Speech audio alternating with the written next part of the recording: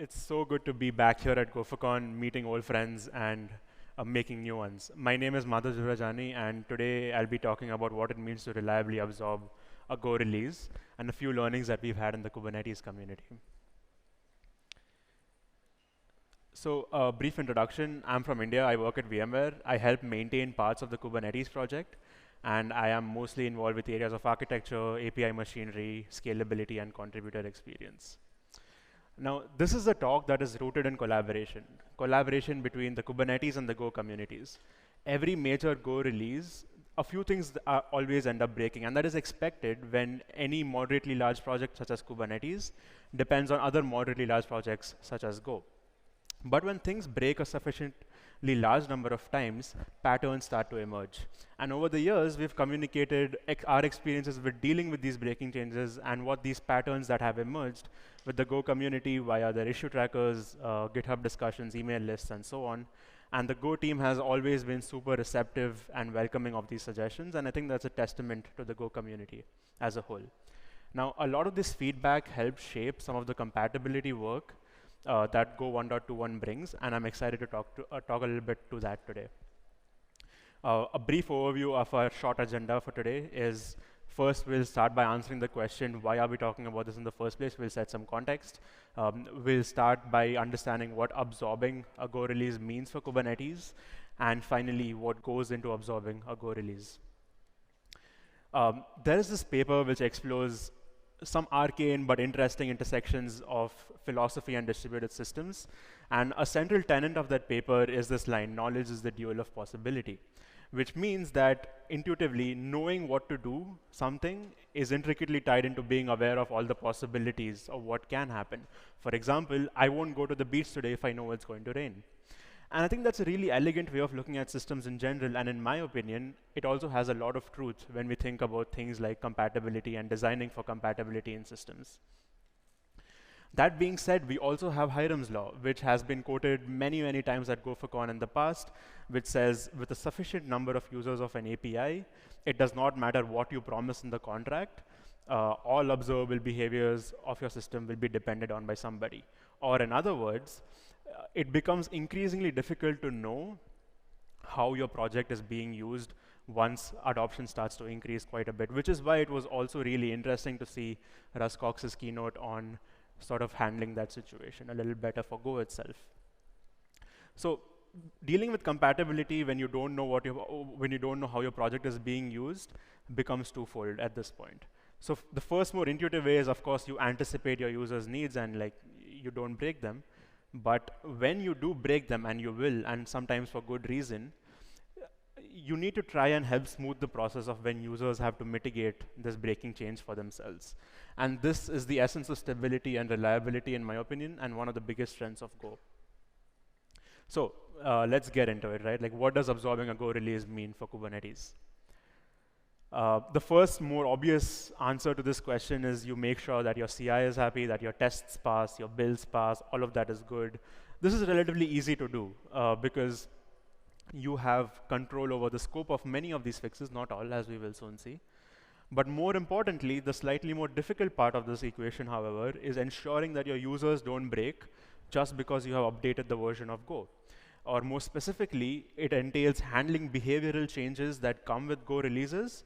That becomes extremely important in this context. So what goes into this process? The first stage is what I call gauging the surface area of everything that can break. Because it's not just your code that is relying on Go. Your dependencies also rely on Go.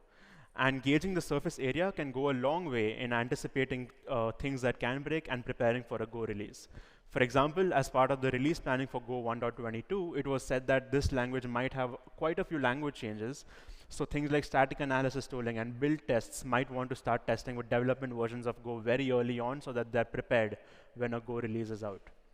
Now, this is a call that you can take or help others take if you know what your surface area looks like. Second is answering the question, what's the most sustainable way to mitigate a breaking change? Is this something that broke because of code I wrote? Is this something that broke in a dependency? Do I need to work with dependency maintainers to get a fix in? Do I need to fix it myself? What's the best way forward? Third is understanding how release and support cycles of Go align with your project's release and support cycles. And this is critical from a security and even a reliability perspective. Fourth, sometimes users will opt out of certain changes in Go using the Go debug functionality. However, Go debug settings aren't going to be around forever, so you need to help your users reconcile with what the new default Go behavior is so that they don't break once these relied upon Go debug settings are removed. And fifth, you actually absorb a Go release, which we'll talk about how we do it and why we do it in a certain way. So now that we have these 5 stages, the first 2 are what I mentioned as being for the CI. And the last 2, more importantly, are for the users. And we do a lot of work in ensuring that our users don't break when we bump a version of Go. So let's start off, gauging the surface area of what can break. What does the Go surface area of Kubernetes look like? I pulled some stats, and Kubernetes is approximately 2.2 million lines of Go code, with roughly 240 dependencies, both direct and indirect, on other modules. The picture on the right here is the dependency graph of the main Kubernetes module, that is k8s.io/Kubernetes. Now, this might look really scary, and frankly, it looks kind of ugly, but as a consumer of Kubernetes, this is probably not something you should worry about. There is a more appropriate graph for that, but this is important because it gives us an idea of what the surface area looks like. Having gauged what the surface area might look like to some extent, we can start categorizing it.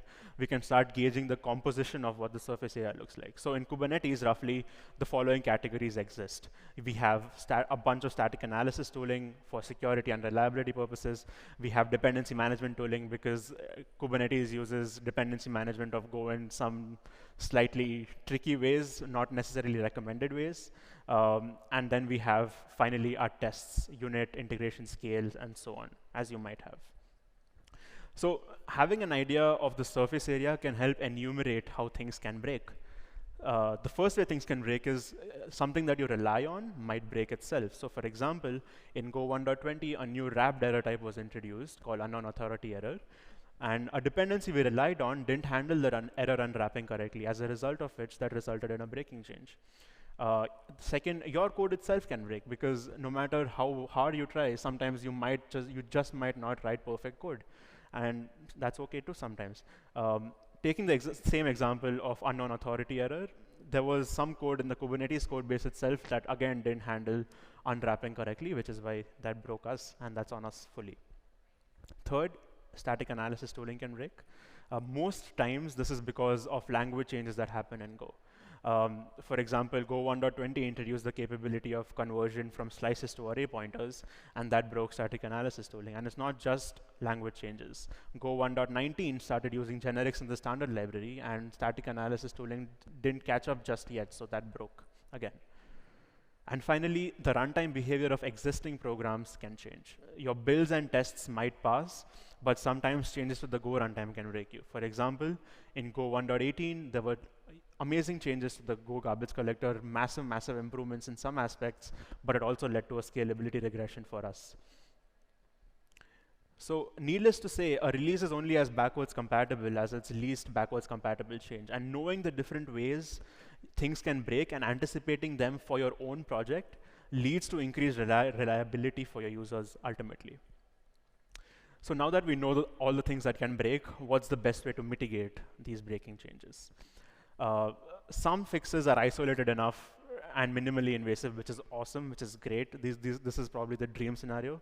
Well, the dream scenarios are nothing breaks, but that will not happen.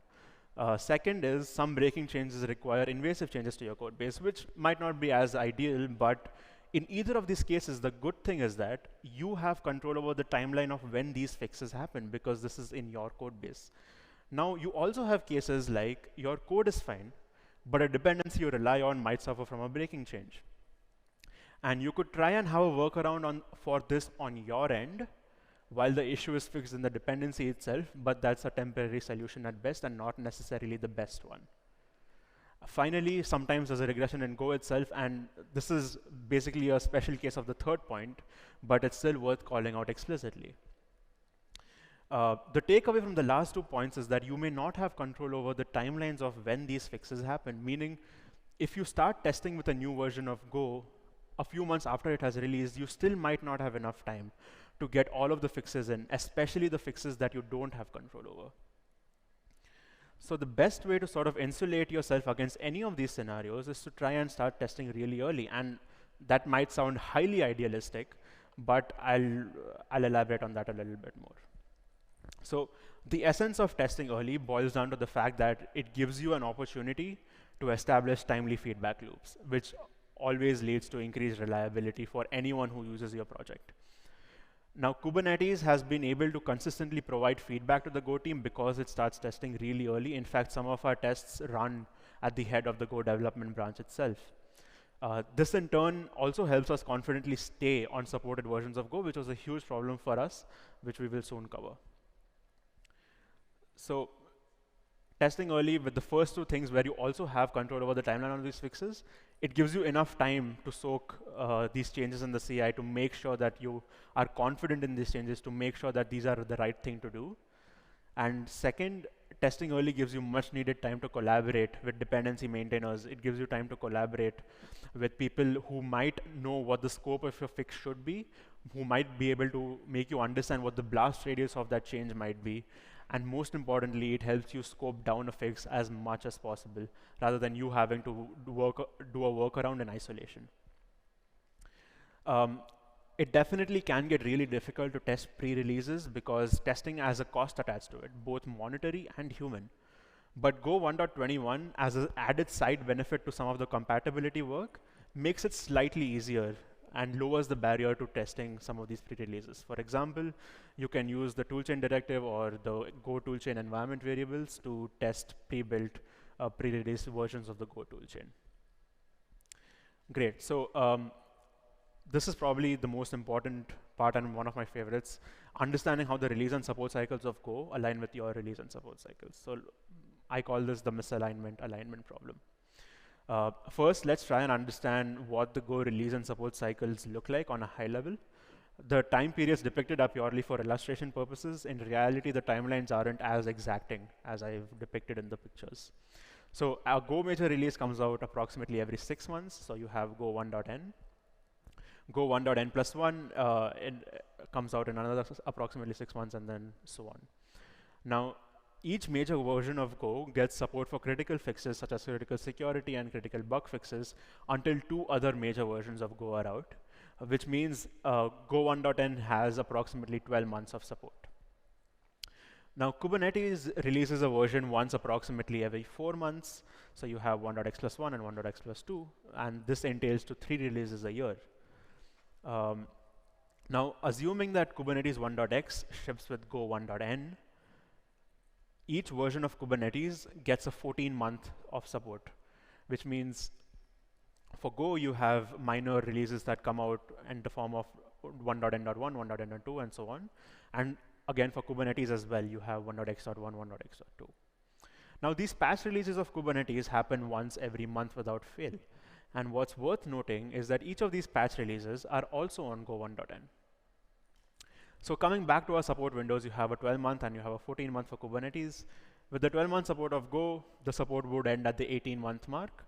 With the 14-month support of Kubernetes, the support would end at the 24-month mark. So for this period of 18 to 24 months, all patch releases of Kubernetes for 1.x.y are on an unsupported version of Go. Which means it does not get critical security fixes, it does not get critical bug fixes. And that was a real problem because our users would then deploy Kubernetes to production and run really large systems with an unsupported version of Go. So, but hold on, here's an idea. Why don't we just ship Kubernetes 1.x.y and just bump the version of Go to 1.n plus 1, which is now supported? Historically, Kubernetes release branches have stayed on a single version of Go. But why is that the case? To answer this, we first need to look at what Kubernetes patch releases should not be. It should not, essentially, they should not contain what we call destabilizing changes. What they mean is no new regressions, no new features, no new bugs, and most importantly, they should not require excessive user interventions to bump from one patch release to the other from within the same Kubernetes release. It should require minimal user intervention and should be as seamless and as smooth as possible. So how can a Go major release bring about destabilizing changes? The first category of this is sometimes Go makes breaking standard library changes with good reason, but in the past, there are changes which haven't had sufficiently long Go debug outputs. For example, in Go 1.12, Go added support for TLS 1.3, which you could opt into using the Go debug environment variable TLS13, which is great because it's opt-in and not opt-out. In Go 1.13, TLS 1.3 was enabled by default, which is honestly for the good, which means the Go debug was meant to opt out of the new available behavior. And finally, in Go 1.14, the opt-out was completely removed. You could still configure the TLS version using a max version configuration option, but that required an invasive code change again. The issue here is that if one version of Kubernetes was on 1.13 and the next patch release was on 1.14, users relying on this Go debug opt-out would essentially now break within one single patch release, and that's essentially a 1 to 2 month time period, which is of course destabilizing. So we wouldn't want to do that for our users. The next case is with nuances of Go debug opt-outs. So when a new version of Go changes a previous behavior, it often adds a Go debug setting to opt out of that behavior. But the issue here is that I, as a user, will now need to know what changed and the setting that was introduced for me to go back to the desired behavior. That means I would have to maybe set an environment variable, but then as users of Kubernetes, we wouldn't want them to do that because we wouldn't want them to intervene and would want the upgrade process to be as smooth as possible.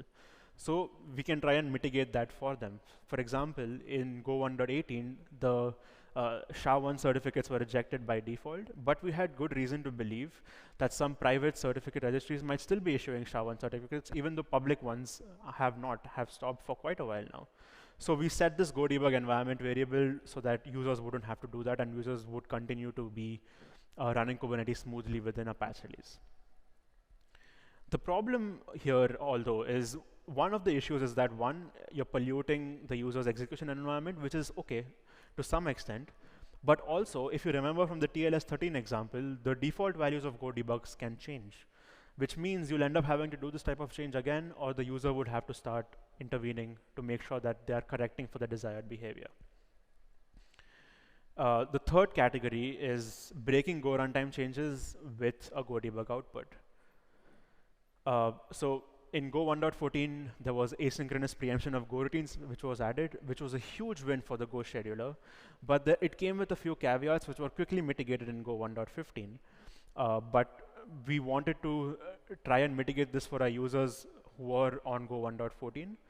However, we couldn't set this environment variable in the init functions or the main functions because the Go runtime reads Go debug settings before user programs can start, which means setting it in the init or the environment or the main functions might not be feasible anymore. So that was all of the problems and all of the issues, but how does Go 1.21 help? For the first type of change, Go debug settings added for compatibility will be maintained for a minimum of 2 years. That is at least 4 Go releases. So minimum of 2 years means each Kubernetes version is guaranteed to have a Go debug setting for its entire support period, it worked out great for us in that aspect. So this type of change is stabilized. The second type is with Go debug opt-out, which is subject to change. Now, a program starting in Go 1.21, the Go debug settings that will be used in a program will be configured to match the defaults of the Go version that are in the go.mod file. For example, if a Go 1.21 if Go 1.21 changes the behavior, and my go.mod or go.work file says Go 1.20, my Go toolchain will automatically opt out of that behavior for me. So essentially, users don't need to intervene if the value of a Go debug setting changes. So this is also stabilized to some extent for us. Finally, with breaking Go runtime changes with Go debug opt-out, a program can change individual Go debug settings using the Go debug directive in the main packages.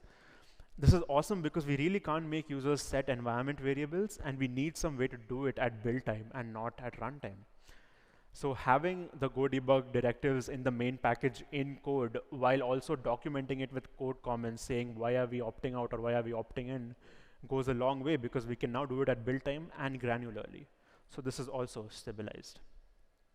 So We can now bump Go version on release branches, so that's awesome. Kubernetes stays on supported versions of Go. It's more secure for all of our users, and this was a huge win. Now, helping users reconcile with default Go behavior. Beyond 2 years, a Go debug setting might be removed, so we still need to help users move off of non-default Go behavior. So let's take an example. Let's say we are using one version of Kubernetes which uses Go 1.18 and another, we bump to another version which uses Go 1.19. And our users rely on the X509 SHA-1 Go debug setting. Now, sometime in the future, if the user decides to upgrade to a Kubernetes version which is on 1.25, for example, which has now removed the X509 SHA-1, I don't know if it will remove, we don't know yet, but in case it has, in that case, the users will break. But now the users need to move off of this behavior and move on to a behavior that Go now supports. But how does the user even know that a Go debug setting is going to be removed? Starting Go 1.21, there is a centralized place where all the Go debug settings are documented along with their life cycles and when they were added, when they're going to be removed, and so on. So X509 SHA-1 will be removed in Go 1.22 at the earliest. So we know that when something is going to be removed, but we still need to know if we are relying on this behavior in the first place, if we want to take any action. So to do this, we need to sprinkle some observability on this. So for the X509 SHA-1 example, we added our own observability in terms of metrics and audit logging notations. So you could query metrics using a client such as kubectl and get all of those metrics to see that if you're relying on this particular non-default Go behavior. But a consideration with this approach is that these are metrics that Kubernetes would now have to maintain and evolve, and so would your project if you do a similar thing. Lucky for us, Go 1.21, Go programs can start monitoring their own non-default Go behavior. So the runtime metrics package adds counters to this non-default Go behavior usage.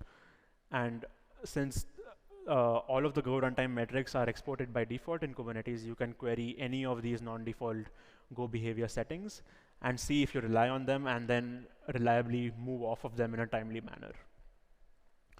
Okay, finally, we'll actually absorb a Go release, and what does the process of that look like?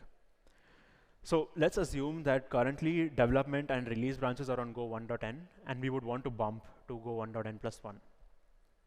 So actually absorbing a release, you have the first stage, which is the prerequisite stage. You get in prerequisite changes. Then you backport these prerequisite changes to release branches for our patch releases. And finally, we bump a Go release. So we start testing Go versions really early, as I mentioned earlier. And some of our tests also run at the head of the Go development branch. So as and when we get signal of what broke, we start fixing them. So this is a parallel drawn back to different ways things can break. So if this is something that we can fix, if this is something we need to work with dependency maintainers to fix, and so on. Most importantly, what's important here is that all of the changes that we do need to make sure that they pass with both Go 1.n and Go 1.n+1. Why? The reason this is important is because as part of your release, you might also publish packages that users might import in their code. So if it doesn't work with the previous Go release, you are essentially forcing people to upgrade their toolchain. But fortunately, the forward compatibility work of Go also helps in that aspect because it now downloads a new Go toolchain for you. At this point, the development branch is ready to be bumped to the Go 1.n+1 release. Great. Now backporting all of these changes to our release branches. As mentioned earlier, when talking about the best way to mitigate breaking changes, because we are able to start testing really early, we spend a lot of time and a lot of effort trying to prioritize collaboration over working in isolation for workarounds. Sometimes we do have to rely on workarounds. So, for example, we've forked parts of the Go standard library because some of those breaking changes just weren't acceptable for our users. And finally, we bump release branches to the version of Go. So we bump it if and only if the new version has been out for at least 3 months. That's approximately half a Go cycle. A released Kubernetes version already uses the new version of Go. That means that early adoption of Kubernetes would also mean early adoption of the new version of Go. And finally, as I mentioned, backporting changes and compatibility checks. Awesome. So we've successfully absorbed a Go release, and I hope this provided you with some insights as into what considerations might come up when you're doing such a thing. Now, I would also like to give a huge shout out to Jordan Liggett and folks over at SIG Architecture, Release, and Testing who make this happen day after day and release after release for us. And these are a few references that help me understand some of this better, and I hope it helps you as well. And thank you so much for sticking around, and I hope you have a great rest of the conference.